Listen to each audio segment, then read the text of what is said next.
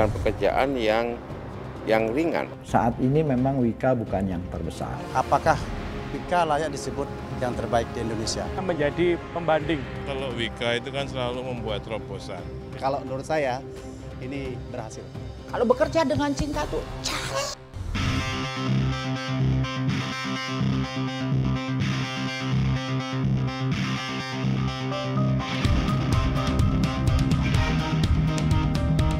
Di mata dunia, Jakarta adalah salah satu poros penting keseimbangan politik, ekonomi, dan bisnis global.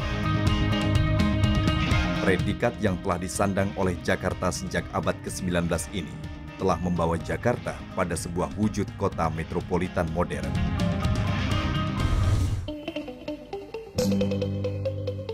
Empat abad lebih, bukanlah waktu yang pendek bagi Jakarta dalam menapaki usianya. Segala bentuk peradaban telah dilalui Jakarta. Jauh semenjak masa kolonial hingga kini, Jakarta terus bergerak. Tak pernah selangkah pun Jakarta berdiam. Makin tua, makin menjadi. Begitulah kurang lebih Jakarta. Pesonanya justru makin memikat.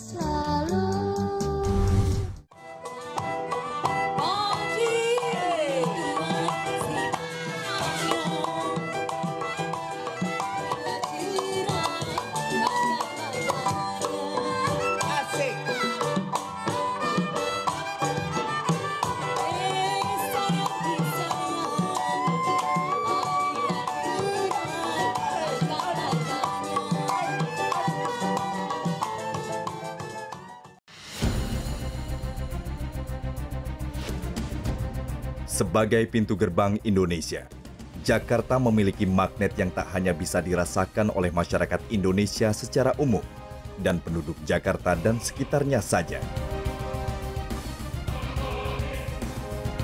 Jakarta telah menjadi sosok ibu kota yang banyak digadang-gadang dalam percaturan dunia. Jika julukan The Big Apple yang disandang oleh New York dikenal sejak tahun 1920 sebagai kota yang mempunyai daya pikat bagi banyak orang dari seluruh Amerika bahkan dunia, maka sesungguhnya sejak abad ke-16, para pendatang dari Eropa telah menjuluki Jakarta yang kala itu masih bernama Batavia sebagai The Big Durian City. Karena legitnya harapan kesuksesan yang ditawarkan bagi siapapun yang bermukim di Jakarta. Dan itu terbukti hingga kini.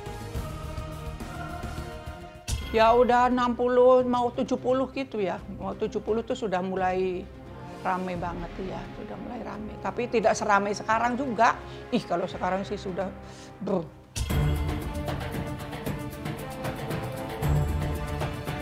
Dengan segala dinamika dan kompleksitas demografinya, Jakarta kini telah menjelma menjadi megapolitan terbesar kedua setelah Tokyo. Dalam Indeks Emerging Cities Outlook yang terbit pada 15 April 2014 di Chicago, Amerika Serikat, Jakarta tercatat sebagai ibu kota dengan pertumbuhan terpesat di antara ibu kota negara berkembang lainnya. Jakarta punya potensi untuk menjadi kota kelas dunia dan menjadi pusat bisnis masa depan dalam waktu 1 hingga 2 dekade mendatang. Awal masa kemerdekaan 1945, Indonesia memasuki sebuah babak baru. Begitu pula dengan wajah peradaban Jakarta sebagai ibu kota. Jakarta mulai dibanjiri pendatang dari berbagai daerah. Menurut catatan statistik, terhitung sejak 1961, Jakarta mulai mengalami peningkatan jumlah penduduk. Sang metropolis Jakarta harus bersiap menghadapi segala tantangan zaman. Salah satunya adalah pembangunan sarana bagi arus perpindahan penduduk. Barang, jasa, modal, investasi, serta tenaga kerja yang kelak pasti akan meningkat di kemudian hari. Maka gagasan untuk membangun sebuah mega proyek jalan layang pun dilontarkan. Kalau dulu tuh masih boleh lah Artinya orang nyebrang tuh yang masih bisa ngelihat kiri kanan dulu kali, kalau sekarang kan udah nggak bisa. Terus jalanan-jalanan juga masih buat jalan orang masih ada. Masih artinya juga kita nggak takut sama mobil karena mobilnya cuma 1-2, terus pejalan kaki juga masih banyak. Bagi sebagian kalangan, gagasan yang dilontarkan oleh Insinyur Sutami yang saat itu menjabat sebagai Menteri Pekerjaan Umum dianggap merupakan gagasan yang terlalu muluk-muluk. Mengingat kala itu, Indonesia sedang bersiap untuk menjadi tuan rumah penyelenggaraan Asian Games keempat di tahun 1962. Di mana sebuah mega proyek lainnya juga sedang berjalan, yaitu sebuah kompleks pusat olahraga modern bernama Gelora Senayan dan Hotel Indonesia.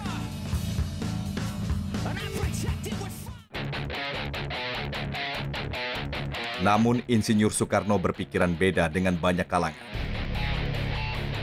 Sebagai presiden, Insinyur Soekarno mengamini gagasan Insinyur Sutami. Insinyur Soekarno justru melihat jauh ke depan dari apa yang digagas oleh Insinyur Sutami untuk membangun sebuah jalan layang yang kelak diberi nama Semanggi. Di benak Insinyur Soekarno, cepat atau lambat, Jakarta akan menjelma menjadi kota metropolitan yang masif, namun sanggup bergerak cepat tanpa hambatan jarak dan waktu.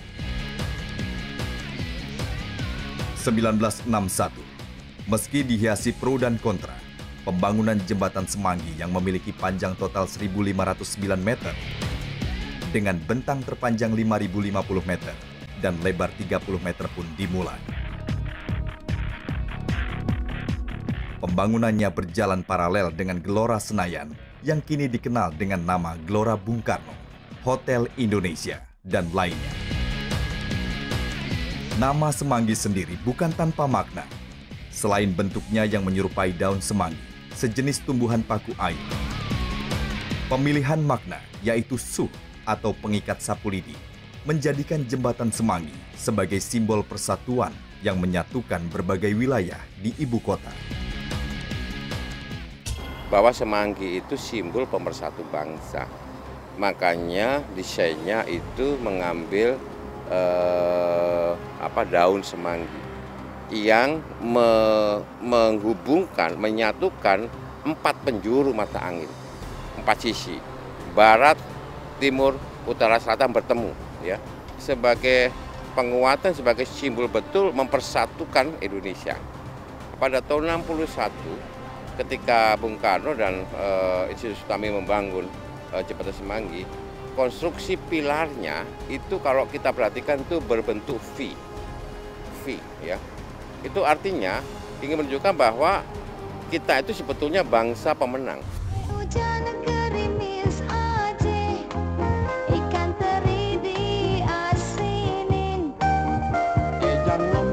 Menangis aja, yang pergi jangan dipikirin. Sebagai ibu kota, Jakarta tak lagi jalan melenggang menapaki zamannya.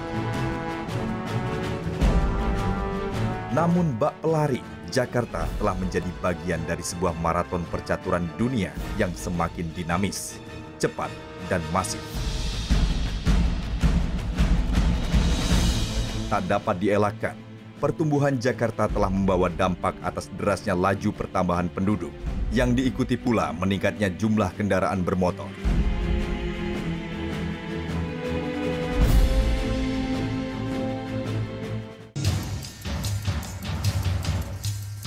Kepadatan lalu lintas yang ditandai dengan populasi kendaraan bermotor yang naik 12% setiap tahunnya, dan pertumbuhan jalan raya yang hanya mencapai 0,01% per tahun, seperti tak lagi menemukan harmonisasinya. Pada tahun 2014 lalu, sebuah studi algoritma telah dilakukan untuk menentukan tingkat kemacetan lalu lintas di 178 negara. Dalam indeksnya dikatakan bahwa rata-rata pengemudi di Jakarta melakukan pengereman untuk berhenti selama menempuh perjalanan sebanyak 33.240 kali dalam setahun. Dan hasilnya sungguh mengejutkan. Jakarta adalah kota termacet dari 10 kota termacet di dunia.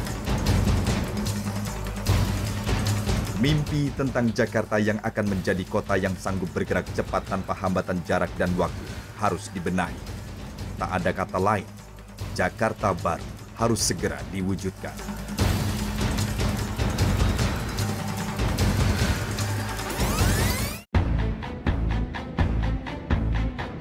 Sebagai salah satu upaya pembenahan dan revitalisasi serta pembangunan infrastruktur untuk menuju Jakarta baru, maka ditetapkanlah 8 April 2016 sebagai penanda dimulainya pekerjaan pengembangan Simpang Susun Semanggi.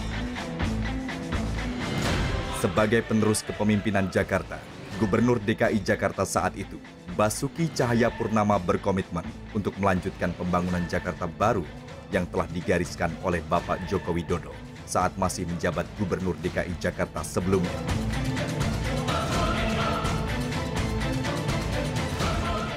Pak Ahok waktu itu melihat bahwa apa yang sudah dirancang dan dikerjakan oleh Bung Karno 61, 62 dan menjadikan satu teknologi yang luar biasa menjadi terobosan dengan pekerjaan sipilnya, ternyata dengan perkembangan zaman tidak mampu untuk menampung kepadatan lalu lintas di Jembatan Semanggi.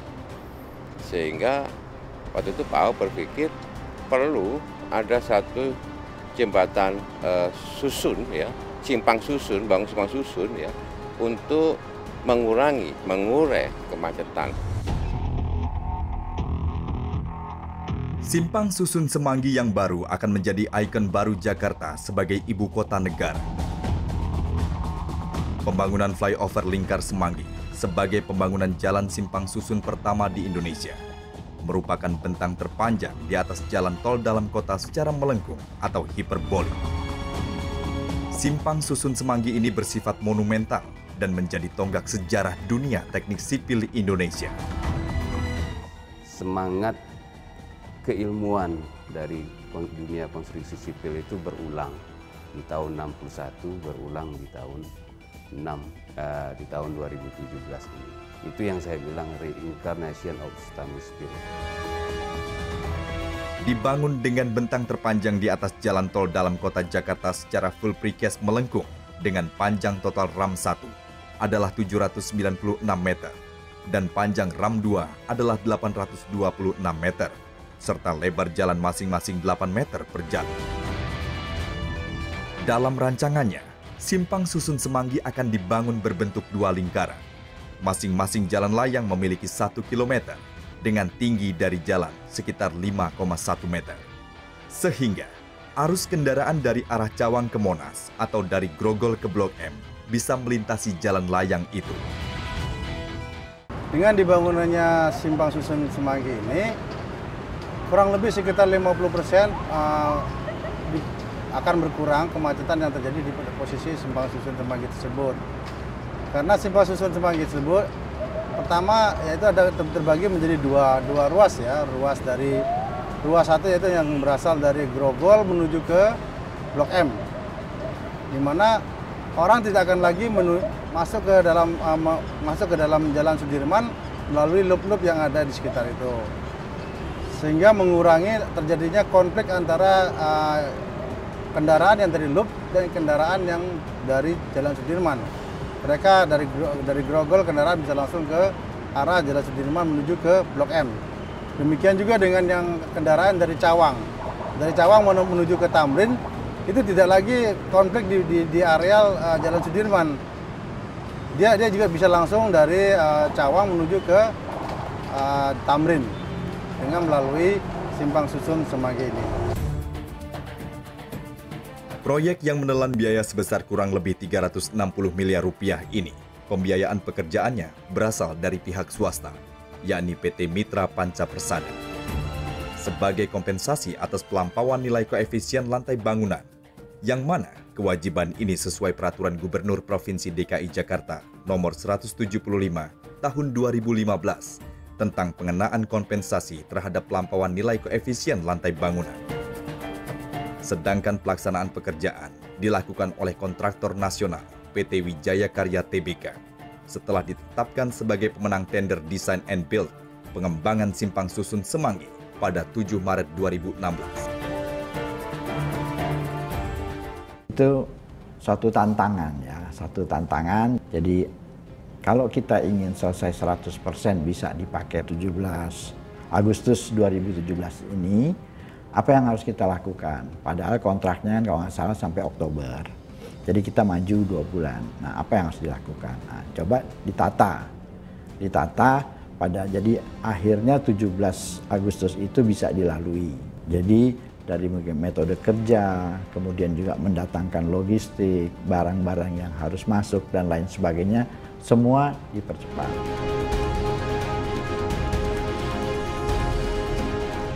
Flyover berbentuk melengkung ini boleh dibilang pada saat kami mengerjakan pada tahun 2016, kira-kira di bulan Maret atau April kami mengawali, itu adalah jembatan lengkung dengan bentang terpanjang di Indonesia. Nah, jembatan Semanggi ini juga kita karena menggunakan metode pracetak, jadi jembatan ini boleh dibilang mempunyai tingkat presisi yang sangat tinggi. Dan pada akhirnya nanti harapan dari Pemprov DKI, Simpang Susun Semanggi yang sudah kita perbaiki ini nantinya akan menjadi bangunan ikonik di Jakarta setelah Monas.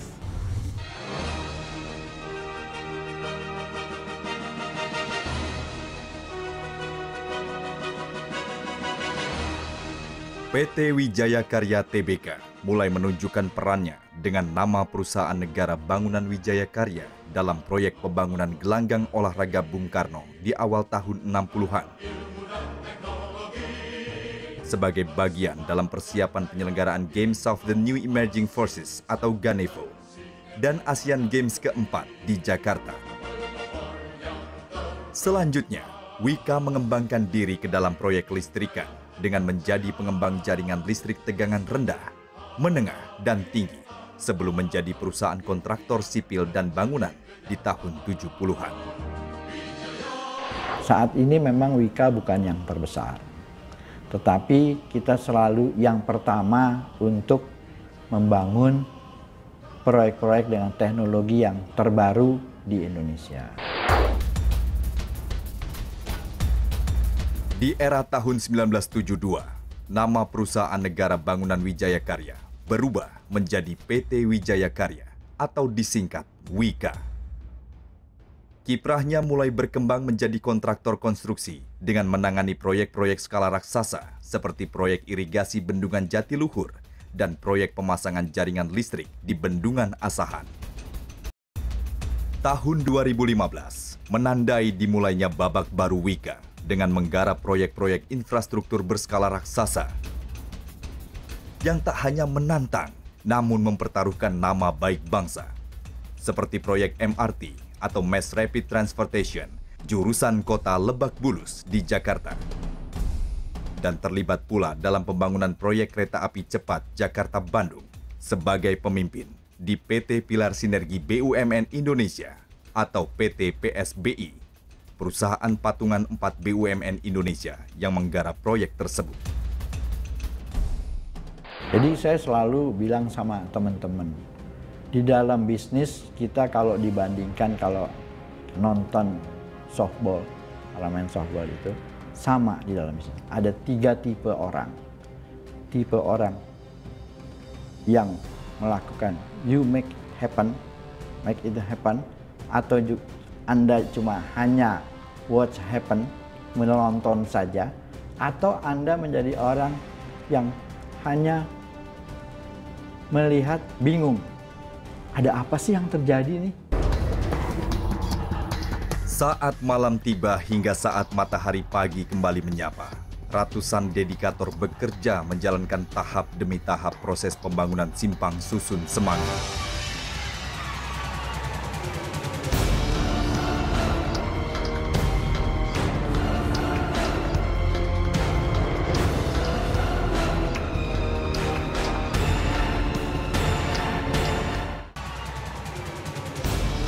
Proyek revitalisasi Jembatan Semanggi berlangsung 540 hari kalender yang terdiri dari 60 hari perencanaan dan 480 hari pelaksanaan pembangunan. Meliputi lingkup pekerjaan seperti detail engineering design, persiapan, pergeseran loop, pelaksanaan konstruksi pada struktur atas dan bawah, serta pekerjaan lain seperti drainase, marga, mechanical elektrika, dan pengembalian kondisi.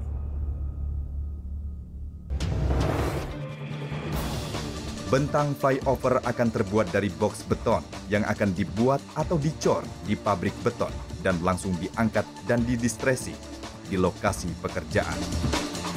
Secara prinsip, untuk pembangunan jembatan ini metode yang kita gunakan adalah metode erection box girder menggunakan shoring untuk di lokasi yang ada di Taman Semanggi.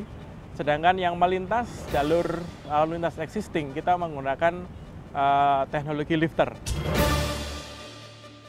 Adapun urutan pekerjaan dari pekerjaan pengembangan simpang susun Semanggi ini dimulai dari pekerjaan persiapan dan penanganan utilitas yang terdiri dari survei dan staking out, penyelidikan tanah, test pit penanganan utilitas, traffic management yang berkaitan erat dengan pengalihan lalu lintas, pembuatan jalan kerja, serta pergeseran loop seperti box traffic, perkerasan jalan, retaining wall, pengerjaan struktur bawah yaitu bore pile, pile cap, kolom pier, pekerjaan struktur atas, box girder dan parapet yang disuplai oleh Wika Beton, pengerjaan perkerasan tanah yang berhubungan dengan pengaspalan dan pembuatan marga, kemudian mechanical electrical mengenai perlengkapan jalan lalu lintas, serta pengembalian kondisi, seperti rambu-rambu, lampu, landscape, dan taman. Indo untuk di proyek Semanggi ini mulai dari pembahasan awal metode planning karena ini bentuk jembatan melingkar yang terbesar dan pertama di Indonesia. Jadi ini cukup apa istilahnya teknis pelaksananya pun cukup, sehingga kita sejak awal membahas dengan intent untuk membahas masalah metode. Kami juga ikut turut bangga bahwa PT Kingdom ada salah satu supporter terbesar PT Wijaya Karya untuk menyupport proyek ini dan menyukseskan proyek ini ke depan sampai dibukanya Simpang Susun Semanggi kembali. Jembatan yang setia menjembatani, begitulah Semanggi. Sebagai simbol dari sebuah pemahaman mulia tentang persatuan, Semanggi dulu dan kini tetap menjadi jembatan pemersatu sejumlah wilayah di ibu kota. Ia akan tetap berdiri kokoh dan selamanya menjadi saksi sejarah peradaban manusia dan kotanya. Event saya arsitek, melihat Semanggi ini sudah paripurna gitu. Nggak tahu mesti seperti apa lagi gitu loh. Tapi tiba-tiba ada desain seperti ini yang bisa meningkatkan kelancaran lalu lintas, tetapi tidak mengganggu keaslian daripada Semanggi. Itu kalau dalam dunia arsitektur sangat bernilai. Ya. Kalau Wika itu kan selalu membuat terobosan, ya. Kayak Wika Beton itu pionir. Sekarang semua BUMN punya precast kan, tapi awalnya dulu Wika Beton. Ada konstruksi yang boring, inner boring itu juga Wika Beton. Ya, jadi saya kira ini sekali lagi saya kesini malam ini dan saya ajak Pak Budi tadi ketemu, saya yang mengapresiasi itu. Hingga pada akhirnya, Simpang Susun Semanggi pun telah menjadi jawaban atas zaman yang terus bergerak. Seperti apa yang pernah diucapkan oleh Presiden pertama RI, Insinyur Soekarno. Apa yang dapat kita perbaiki, perbaiki. Rubahlah menurut syarat-syaratnya zaman. Bangsa unggul adalah bangsa yang mengerti kehendaknya zaman. Ya, lagi. 1, 2.